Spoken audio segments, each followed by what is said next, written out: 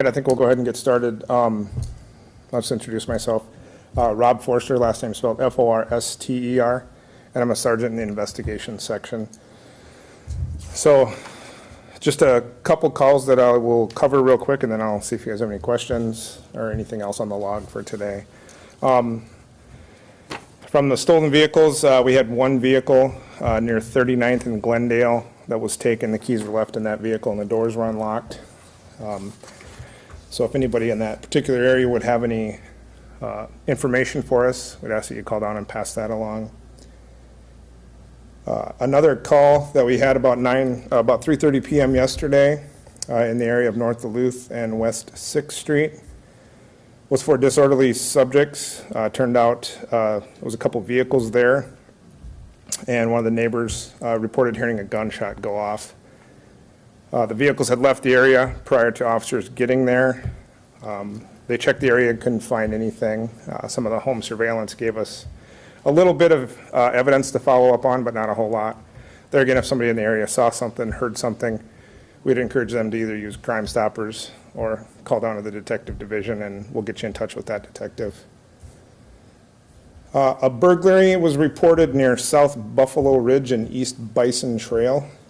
We have zero information on those suspects. This is from a new construction area where it appears that the person building the house or the company that was working on that site did about everything they could do to keep the house secured, and they must have missed one window being locked from the inside. So we believe that somebody made entry through that unlocked window. They stole all the appliances from the house.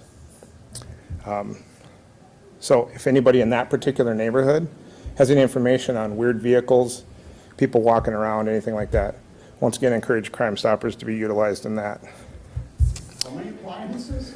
All the appliances that were in the house. Do you have an estimated value?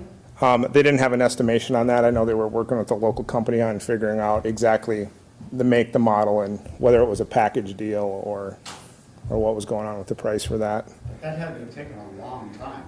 You would think, but there again, we don't have any information if they got in the house, opened the garage, backed something in, took their time unnoticed, so we just don't know.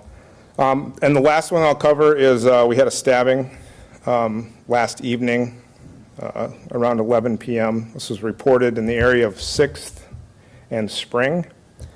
Officers were sent to that area for a male in a parking lot that had some injuries consistent with a stabbing. The officers, through their investigation, located some evidence which led them back to a residence near that intersection. Essentially, they followed a blood trail back to that area. They located a suspect there. They were able to determine that there was a dispute between family members at this particular residence. During that argument between the family members,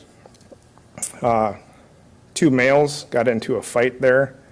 The victim tried to punch the other male. He produced a knife and cut that male pretty severely in his arm. Fortunately, due to the quick response by the officers and the medical personnel in the fire department as a combined effort, he was transported to a local hospital where he ended up being treated for what was determined to be a non-life-threatening injury. As a result of that call, a Sioux Falls resident, first name Jared, J-A-R-E-D, middle name Lee, common spelling. Last name is Laframboise, and that's spelled L-A-F-R-A-M-B-O-I-S-E. It's an 18-year-old male, was lodged at the Minnehaha County Jail for aggravated assault domestic.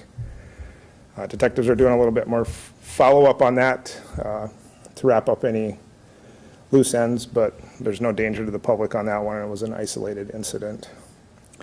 That's all I have for direct calls that I was going to cover. Does anybody have any questions about the log or any of that?